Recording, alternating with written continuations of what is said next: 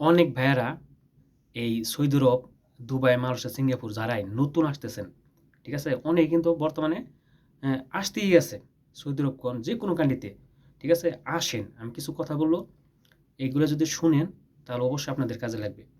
সেটি হচ্ছে কেউ দয়া করে ধাক্কা দিবেন না। শুনলে অবশ্যই কাজে লাগবে যারা প্রবাসী ভাইয়েরা আছেন। যেমন আমি অনেক পুরাতন, আপনি জানেন যে প্রায় ১৫ বছর বিদেশ করতেছি। আজ পর্যন্ত যদি কোন ব্যাংকে একটা টাকা আছে? নাই। কেন? ফ্যামিলির পিছনে দিতে, দিতে আমার কিচ্ছুই নেই। বাচ্চা, মা-বাবা আছে, সবাই আছে। তাদের পিছনে ভাই, তারপর বোনেরা, এগুলো পিছনে দিতে, দিতে আমার টাকা কিচ্ছুই নেই। যারা নতুন আসতেছেন আপনারা সবসময় একটা বিষয় মাথায় রাখবেন। সবসময়। সেটি হচ্ছে আপনারা প্রতি মাসে হয়তো ৬ মাস, ১ বছর একটু পরিশ্রম করবেন। মানে কষ্ট করবেন। এত সহজে আপনারা বিদেশ আইসেই মানে মনটা কি করবেন? শক্ত করবেন। ৬ মাস, ১ বছর একটু কষ্ট করবেন। তারপর কিন্তু সবকিছু ঠিক হয়ে যায় আপনারা জানেন। অনেকে অনেক কথা বলে। বলে যে, "ভাই এত টাকাতে বিদেশে আসছেন, কবে কি করবেন?" অনেকে অনেক কথা বলবে। কিন্তু বিদেশ হচ্ছে ধৈর্য। ঠিক আছে? ধৈর্য ধরে কাজ করতে হয়। এখানে পাক, কাপড়-চোপড় ধোয়া সবকিছুই ১০ জনের সাথে মিলেমিশে থাকতে হবে। আপনি এক রুমে একাই থাকা কখনোই পারবেন না। এক রুমে ১০ থেকে ১৫ জন লোক থাকে, ৮ জন লোক থাকে, এরকম। তো সবার সাথে মিলে থাকতে হবে। তারপর কি করবেন?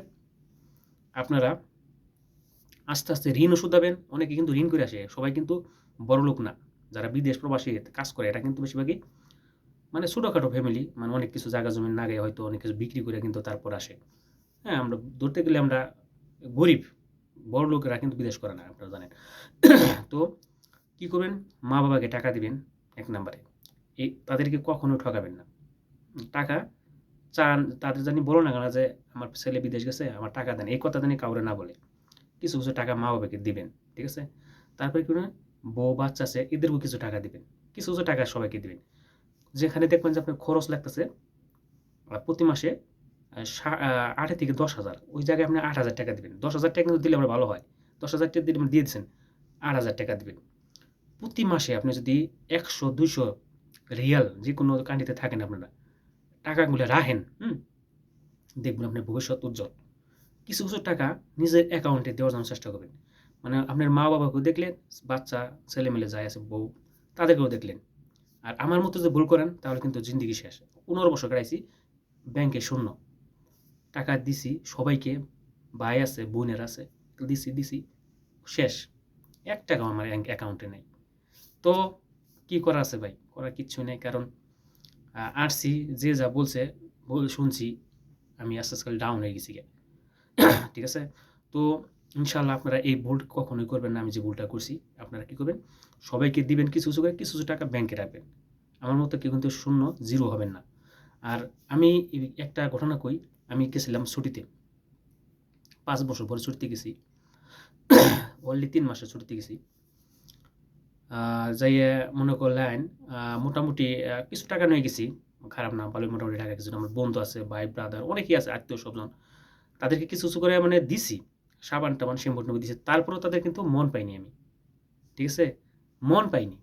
ঠিক আছে? তো আপনারাও নিয়ে যাবেন, কিছু, কিছু জিনিস দিবেন, মন পাবেন না। ঠিক আছে? তারপর কি করছি? বাজারে গেছি। বাজারে গেছি, অনেক বন্ধু আছে, চাচারা আছে, অনেকেই কিন্তু আছে আপনারা জানেন পরিচিত। তারা, "হেই বিদেশ থেকে আসছি।" হ্যাঁ? অনেকে যে আমার সাথে যে বইসে চা-টা খাওয়াইছি, খাওয়াই-টাওয়াই মানে মোটামুটি ভালো খরচ করছি মোটামুটি সবার সাথে। খরচ করার পরে অনলি আমার আ ২ মাস ২০ দিন হয়ে গেছে। এই মুহূর্তে আমার টাকা নাই একটাও। চিন্তা করছেন? ৳১ নাই। তখন কি করি? ২ দিন আমি বাজারে যাইনি। হুম? ২ দিন বাজার যাই নাই। আমাকে আমার বাড়ি থেকে কেউ আসে নাই দেখবার নিগে। যে সে বাজারে আসে না কে? কোন কারণে? দেখেন, আমার টাকা শেষ, লোকও শেষ। কেউই নাই। এটাই ভাই বাস্তব। ঠিক আছে? বাংলাদেশে যারাই যাবেন একটু চিন্তা ভাবনা করে যাবেন। ঠিক আছে? দেখেন, আমার সাথে ২.৫ মাস তারা ফুর্তি করছে, এনজয় করছে। মোটামুটি ভালোটা খাওয়াইছি। আমার পিছনে সবসময় লোক থাকছে। ১০-১৫ জন করে লোক থাকছে। মানে আমি বিদেশ থেকে আসছি, টাকা-পয়সা খাওয়াইছি সবারে। হুম? হোটেল-মোটেলে অনেক জায়গায় যায় মানে এনজয় করছি মোটামুটি ভালোই। হ্যাঁ? তারপরে দিয়ে আমার টাকাও নাই, আমার লোকও নেই। শেষ। আমার বাড়িতে আর আসে না কেউ। বাজারে মনে করেন যাই এখন আমার আমার পাশে চা খাওয়ার লোক আমার নাই। তাহলে দেখেন, টাকাটা খুবই গুরুত্বপূর্ণ ভাই। টাকা খুবই দরকার আছে। তারপরেও আপনারা খুব চিন্তা ভাবনা করে চলবেন সবাই। হ্যাঁ, এখন থেকে শুরু করেন। আমি কিন্তু এখান থেকে শুরু করছি। মোটামুটি এভাবে চলন যায়, চলবো ইনশাআল্লাহ। তাছাড়া আমি কোনো পথ পেলাম না। যত টাকাই দিছি সব শেষ। যত টাকাই দিছি, সব শেষ। ও হইলে, হ্যাঁ হইলে বিভিন্নভাবে শেষ করে ফেলছি। পোলাহানের পিছনে খরচ করে, ওরা করে, পোলাহান পড়াইছে, নানান বাহানা করে টাকাগুলো শেষ আমার। অতএব আমার প্রিয় ভাইয়েরা, বোনেরা যারাই আমার প্রবাসী ভাইয়েরা যারাই বিদেশে আসবেন, আপনারা খুবই একটু চিন্তা ভাবনা করে কাজ করবেন ইনশাল্লাহ। এটাই। ঠিক আছে? কিছু টাকা ব্যাংকে রেখে দিবেন। আপনার কাজে লাগবে ভবিষ্যতে ইনশাল্লাহ।